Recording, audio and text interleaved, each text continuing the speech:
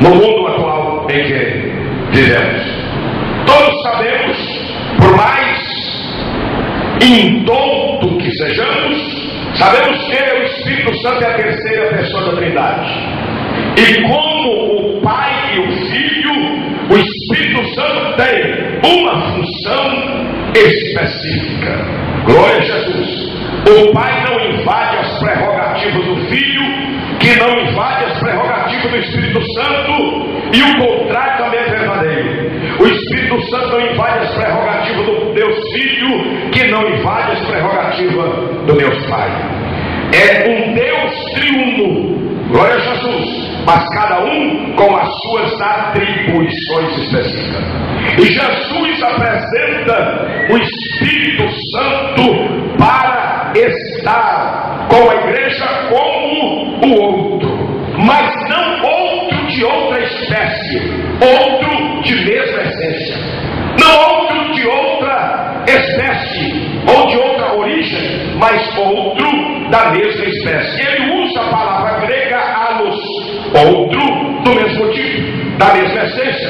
Ele diz: eu enviarei outro consolador. Presume-se então, dentro da língua portuguesa é fácil entender, se ele está enviando outro consolador, presume-se que ele também estava sendo ou era o Consolador. Glória a Jesus para sempre. A palavra Consolador, glória a Jesus, no grego é a palavra Paráclitos ou advogado. Glória a Jesus. Então, Jesus Cristo nos advoga junto ao Pai. Aleluia. Ele é o nosso advogado junto ao Pai. Glória a Jesus para sempre. O Espírito Santo é o nosso advogado junto a Cristo. Aleluia.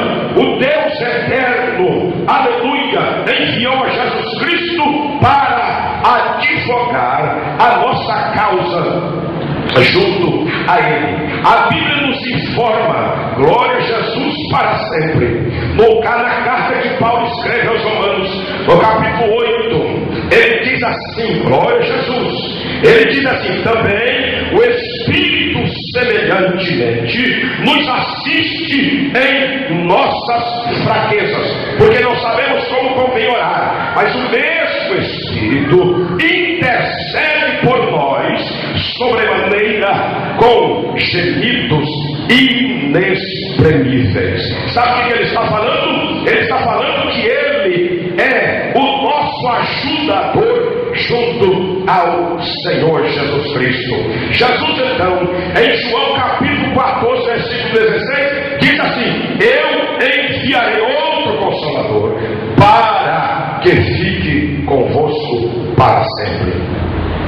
No mesmo Evangelho de João, no capítulo 14, 17, ele diz: esse Espírito Consolador é o Espírito da verdade, que o mundo não vê, não pode receber e nem conhece, mas vós o conheceis, porque ele habita convosco, está em nosso meio.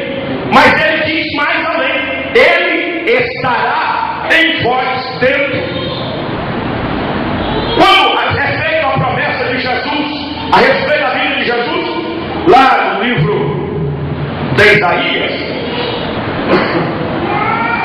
no capítulo de número 7, a Bíblia nos dá uma revelação extraordinária. Capítulo, versículo 14: portanto, o mesmo Senhor vos dará um sinal, e eis que uma virgem conceberá e dará luz a um filho que lhe chamará Emanuel. No hebraico, Immanuel significa não apenas Deus conosco, significa Deus dentro de nós. Lá no Gênesis, o Senhor diz assim: o meu Espírito não contenderá para sempre com o homem, porque todo o desígnio do coração do homem é mau, depois do pecado é. Então o Espírito do Senhor é retirado do homem e fica um vazio, um vácuo, um buraco, uma lacuna.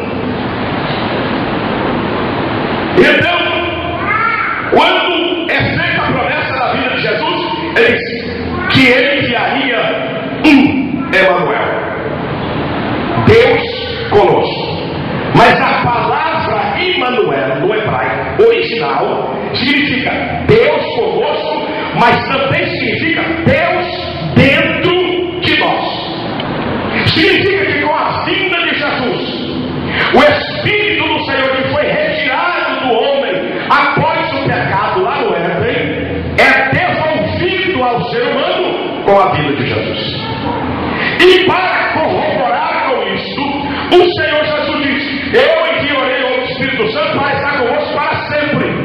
Ele habitará convosco, ele transitará entre nós, conosco, e habitará em nós.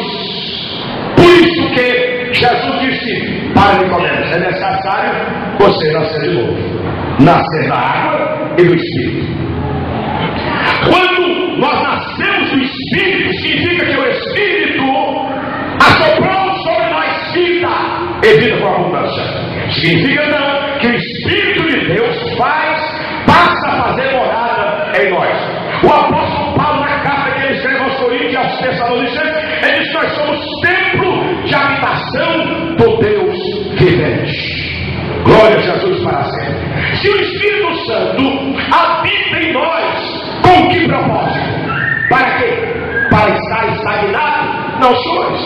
É para fazer uma obra extraordinária. Dentre muitas, eu alistei aqui pelo menos 7 obras que ele faz em nós. Glória a Jesus para sempre. A Bíblia diz no Evangelho de João 17:17. Jesus apresenta o Espírito Santo também como o Espírito da verdade. Capítulo 14, versículo 17, ele diz: é o Espírito da verdade. Em 17 ele diz: Pai, santifica-os na verdade, porque a tua palavra é a verdade. Jesus Cristo é a personificação da verdade.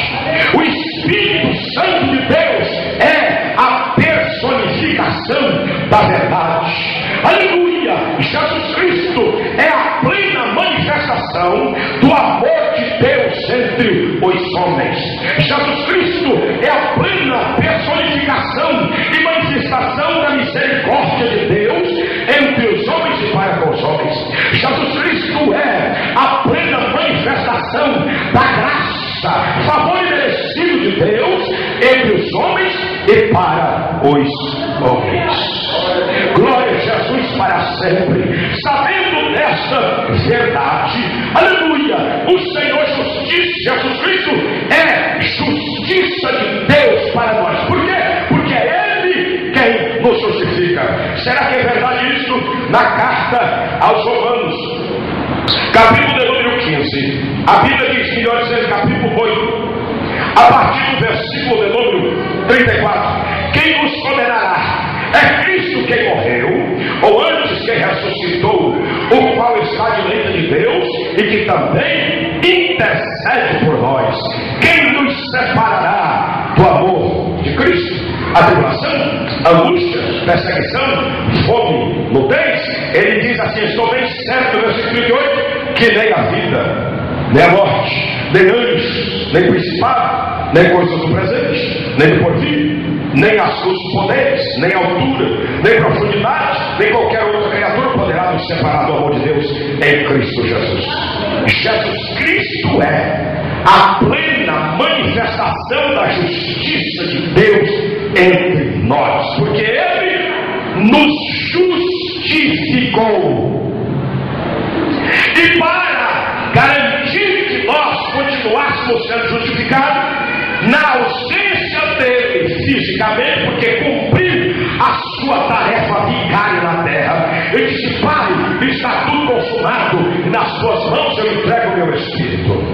Glória a Jesus. Fazendo isso, para que nós não tivéssemos a sensação de orfandade, ele disse: eu vou enviar o Espírito Santo para estar convosco, juntinho com vocês e dentro de vocês.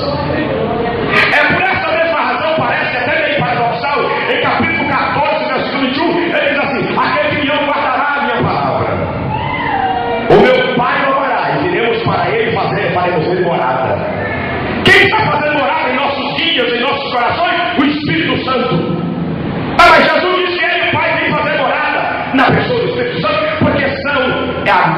coisa, é um Deus triuno. Aleluia. É um Deus completo.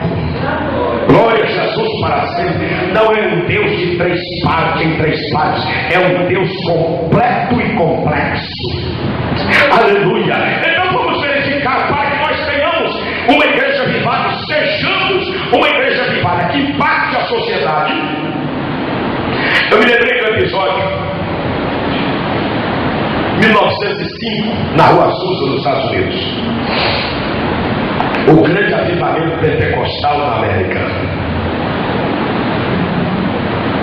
1911 começou o grande avivamento do Brasil. Na cidade de Belém do Pará, por dois suecos, Daniel Beck e Gunnar Lima. Está completando agora, o próximo mês de junho, 100 anos. Eu olhando a história e vi estampado em todos os jornais da época, jornais americanos. Seymour é louco, leva o povo ao delírio, leva o povo ao êxtase. Mas em poucos anos, a igreja pentecostal da América enviou missionário praticamente para todos os países da terra, inclusive para o Brasil. Quando Daniel Beck e Gunnar Lima passaram pela eternidade, a principal igreja pentecostal que eles levantaram já existia em todos os estados brasileiros, em boa parte da África. Missionários já tinham sido enviados.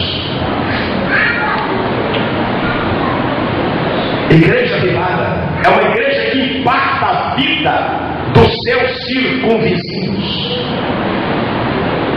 Um crente avivado é o crente que impacta a vida dos seus circunvizinhos.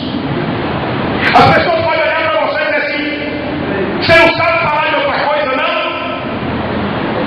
O líder se disser, pastor, você só fala de Deus, de manhã, de tarde, de noite, de madrugada. Eu digo: se você me perguntar de política, eu também sei falar. Se você me perguntar a respeito de economia, em tese, eu também sei falar. Se você perguntar para mim de tantas outras coisas, eu também sei falar. Mas o que me interessa mesmo é falar das coisas do reino de Deus, porque isso me interessa.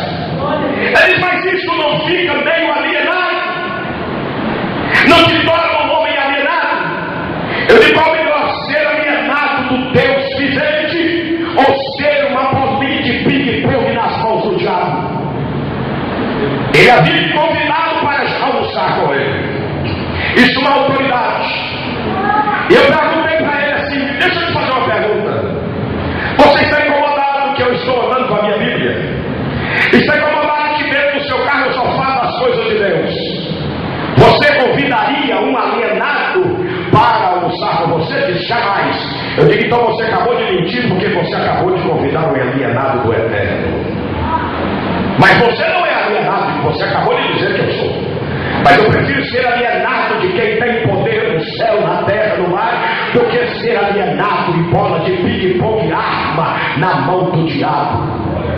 Ele diz: eu já vi que com você não tem jeito. Eu digo: sabe por quê? Porque se eu sou alienado, então por que você me convida para almoçar? Se eu sou alienado, por que quando você precisa de uma oração, por que você não vai procurar os doutores sábios que você conhece e você me convida para orar por você? Sabe por que você me convida para orar por você? Porque você sabe que eu tenho um compromisso com o Eterno, e a oração que eu faço a Ele é ouvida e atendida, porque eu tenho amizade com Ele e você não tem.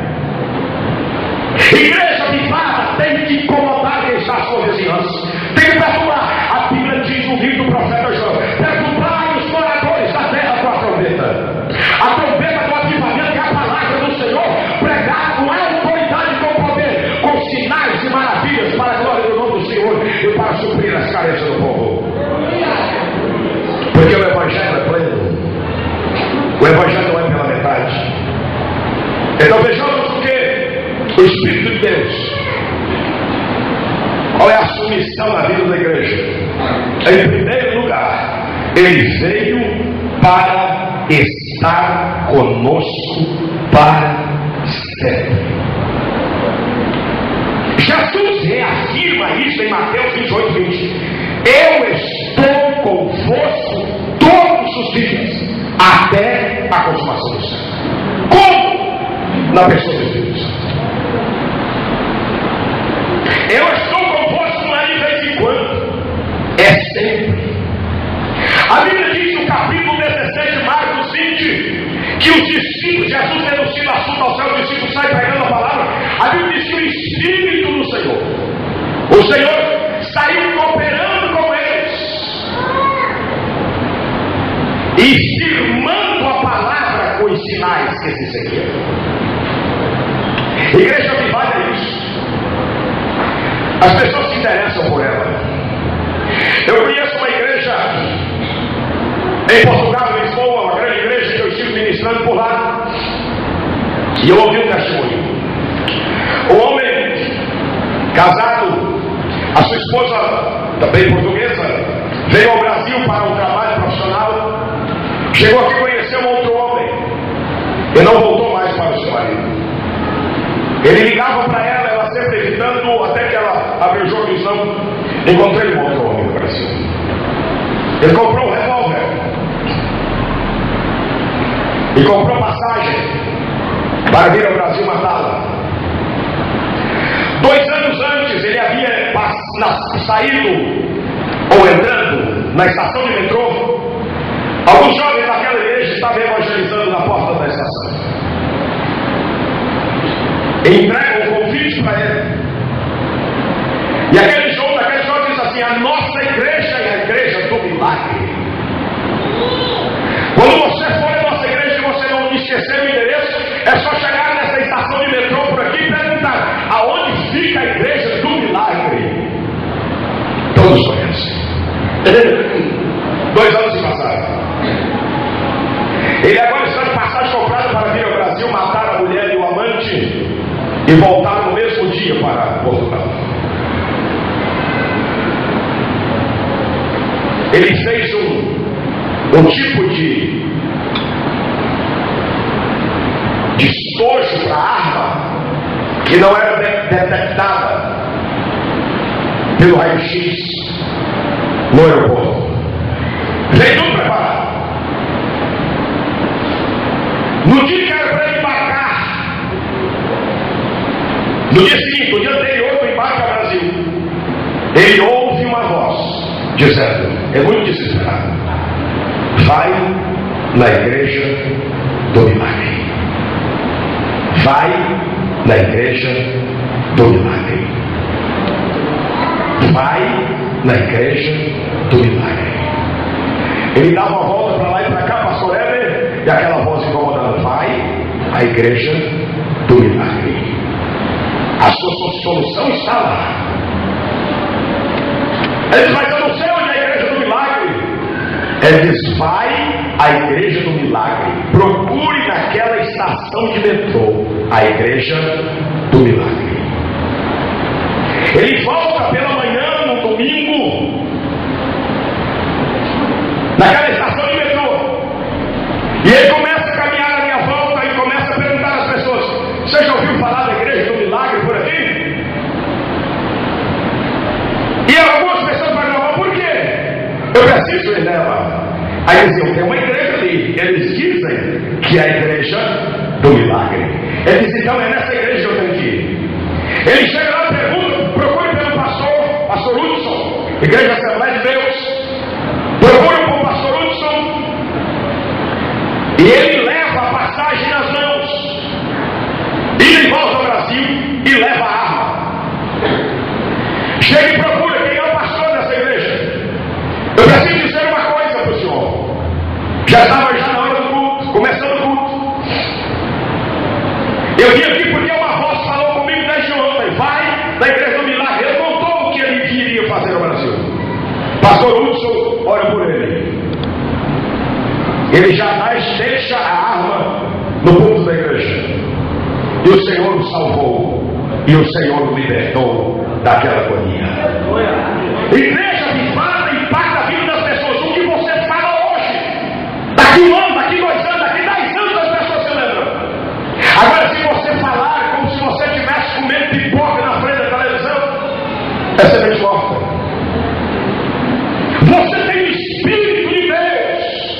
para ser vivo e esbanjar vida.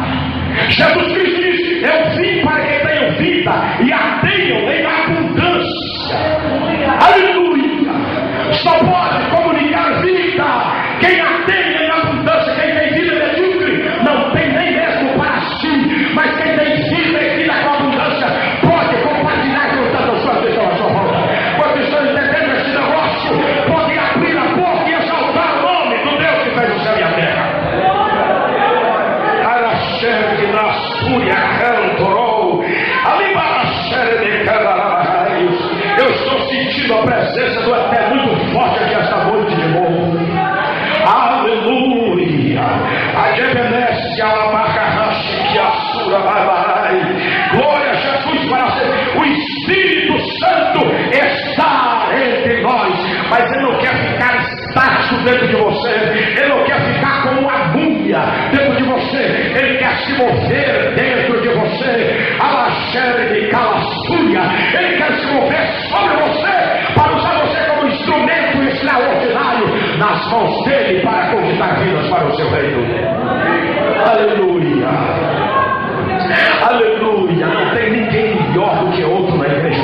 Deus quer contar com todos vocês, doutores e doutos, formados e não formados, ricos e pobres, branco ou preto. Deus quer usar a todos como instrumento nas suas mãos.